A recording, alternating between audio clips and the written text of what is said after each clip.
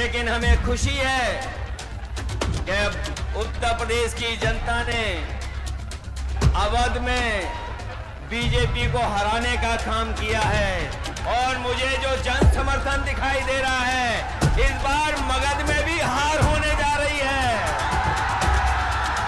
अवध में हराया हमने, अवध में हराया यूपी ने, बिहार मगध में हराएगा बीजेपी को। जनवरी 2024 में जब अयोध्या में राम मंदिर का उद्घाटन हुआ, तब बीजेपी के नेताओं से लेकर पूरी एनडीए और उसके समर्थकों तक को यह भरोसा था कि आने वाला लोकसभा चुनाव राम लहर में डूब जाएगा।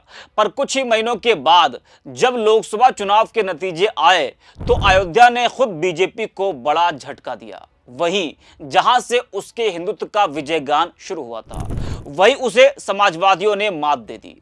यह सिर्फ एक सीट की हार नहीं थी, बल्कि भाजपा की राजनीतिक कहानी में सबसे बड़ा मोड़ था। अब यही अयोध्या की हार बिहार के चुनावी मैदान में सबसे तेज हथियार बन चुकी है। अखिलेश यादव मंच दर मंच भाजपा को याद दिला रहे हैं, अवध में भाजपा हारी, अब बिहार में जनता उसे मगध में भी हराएगी। जी हाँ, अपने इस वीडियो में आपको हम बताएंगे कि आखिर अखिलेश यादव क्यों बार बार अयोध्या हार बीजेपी को बिहार में याद दिला रहे हैं। नमस्कार, 4 PM पर आप सभी का स्वागत है। दोस्तों, भारत की राजनीति में 2024 का लोकसभा चुनाव इतिहास के पन्नों में दर्ज है। यह वही साल था जब भाजपा और एनडीए को जनता ने एक ऐसा संदेश दिया था जिसे शायद बीजेपी सालों तक भूल नहीं पाएगी। 2019 में नरेंद्र मोदी की अगुवाई में 303 सीटें जीतने वाली बीजेपी 2024 में घटकर 240 सीटों पर सिमट गई थी। एनडीए कुल 292 सीटों तक पहुंचा, लेकिन बहुमत की यह डगर केवल सहयोगियों के सहारे पूरी हुई। यानी भाजपा को सत्ता में बने रहने के लिए अपने पुराने विरोधियों नीतीश कुमार और चंद्रबाबू नायडू की जरूरत पड़ी। बैसाखियों के सहारे सरकार बनानी पड़ी। 2024 की सबसे चौंकाने वाली खबर थी उत्तर प्रदेश के अयोध्या से।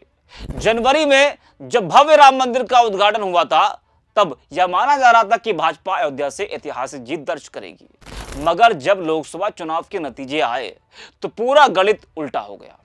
समाजवादी पार्टी के उम्मीदवार ने भाजपा को मात दी, अवधेश प्रसाद ने, वह भी उसी सीट पर जहां भाजपा ने राम के नाम पर सालों तक राजनीति की।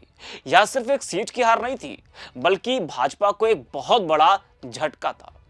अयोध्या की जनता ने यह संदेश दिया था कि मंदिर तो बन गया, लेकिन जनता को चाहिए रोजगार, शिक्षा, स्वास्थ्य और सस्ती जिंदगी, न केवल भावनाओं की राजनीति।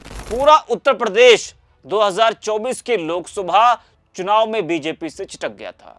2019 में जहां भाजपा और सहयोगियों ने यूपी की 80 सीटों में से 64 सीटों पर कब्जा किया था, वही 2024 में यह आंकड़ा घटकर 36 पर सिमट गया। इसके उलट अखिलेश यादव की सपा ने 37 सीटों पर शानदार जीत दर्ज की थी। यह वही सपा थी जो 2019 में सिर्फ 5 सीटों पर सिमटी थी। कांग्रेस को भी सपा गठबंधन का लाभ मिला और उससे उत्तर प्रदेश में 6 सीटों पर जीत दर्ज हुई। इस परिणाम ने यह साबित कर दिया कि यूपी में जनता अब बदलाव चाहती है। 2024 के लोकसभा चुनाव के परिणामों के बाद अखिलेश यादव का कद केवल उत्तर प्रदेश तक सीमित नहीं रहा, उन्होंने खुद को एक राष्ट्रीय नेता के रूप में स्थापित किया। अब जब बिहार में विधानसभा चुनाव चल रहे हैं तो अखिलेश यादव न सिर्फ महागठबंधन के प्रचारक बने हैं, बल्कि तेजस्वी यादव के चेंज अभियान के चेहरे भी बन गए हैं।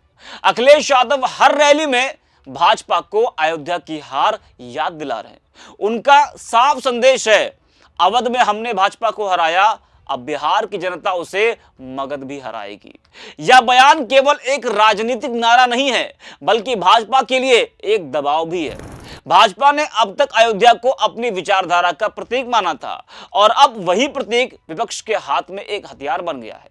अखिलेश यादव बिहार में जहां भी जा रहे हैं, वहां वो अयोध्या का जिक्र जरूर कर रहे हैं कि कैसे सपा ने बीजेपी को अयोध्या में हराया। पूर्णिया की धमदाहा में जब अखिलेश यादव पहुंचे महागठबंधन के लिए प्रचार करने, तो अखिलेश ने वहां भी कहा कि अयोध्या भी हम लोगों ने हरा दिया।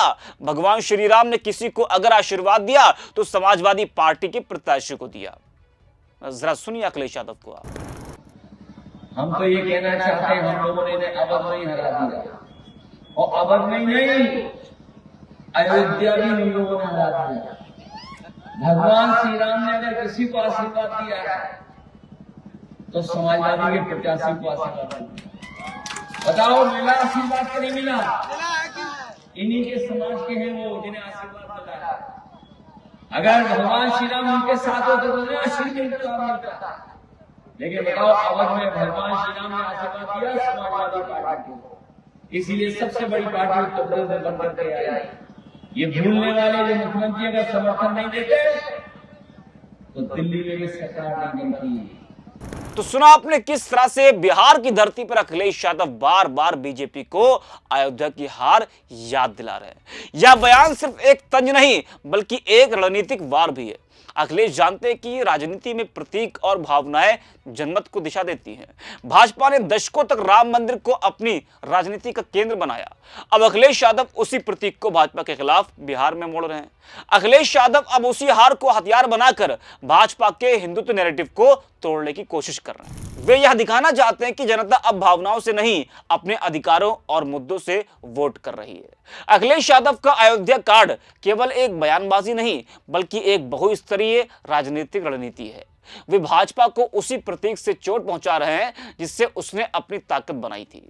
उनकी यह रणनीति भाजपा के धार्मिक एजेंडे को कमजोर करती है, महागठबंधन की एकता को मजबूत करती है और बिहार के मतदाताओं को यह भरोसा दिलाती है कि भाजपा अजय नहीं है। बिहार में अखिलेश का यह अभियान सिर्फ चुनावी भाषण नहीं है बल्कि एक संदेश है। इस बार बिहार में एनडीए की टेंशन बढ़ी हुई है। नीतीश कुमार का राजनीतिक भरोसा अब पहले जैसा नहीं रहा। बार बार गठबंधन बदलने के कारण उनकी विश्वसनीयता जनता की नजरों में कमजोर हुई है। वहीं तेजस्वी यादव के केंद्र में रोजगार, शिक्षा और भ्रष्टाचार जैसे मुद्दे हैं। अयोध्या से मगध तक फैली यह राजनीतिक हवा भाजपा के लिए चेतावनी की तरह है। लोकसभा चुनाव 2024 की अयोध्या हार ने दिखा दिया कि जनता केवल प्रतीक और भावनाओं के भरोसे वोट नहीं करती है, वह काम, नीतियों और विकास को महत्व देती है। बिहार में अखिलेश यादव का लगातार भाजपा को यह हार याद दिलाना केवल एक चुनावी रणनीति नहीं है बल्कि मन और मानसिकता बदलने वाला अभियान भी है। तो इस वीडियो में इतना ही। आप देखते रहिए 4 PM।